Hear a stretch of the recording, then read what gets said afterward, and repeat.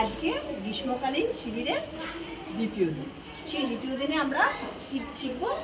Traffic লাইটের বিষয়ে আমরা শিখব। এই ট্রাফিক লাইট আমরা শহরে বা আমাদের রেল লাইনের সামনে তোমরা দেখতে পাও না?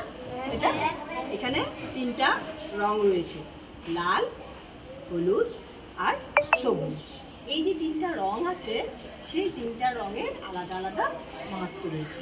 দেখুন, যেমন লাল বা রেডটাকে কে বোঝায়? স্টপ, মানে থেমে থাকে। আর হলুদটা মানে কি বোঝাচ্ছে? যাওয়ার জন্য রেডি। সবুজ বা ইয়েলোটা কি বোঝাচ্ছে? চলে যাবে।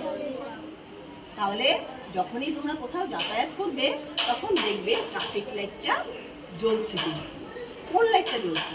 যে লাইটটা জ্বলবে সেই অনুযায়ী তোমরা সেখানে থামবে বা যাবে বা অপেক্ষা করবে। ঠিক আছে? এখন থেকে তোমরা এইভাবে করে ট্রাফিক লাইটটা ফলো করবে। বুঝতে পেরেছ?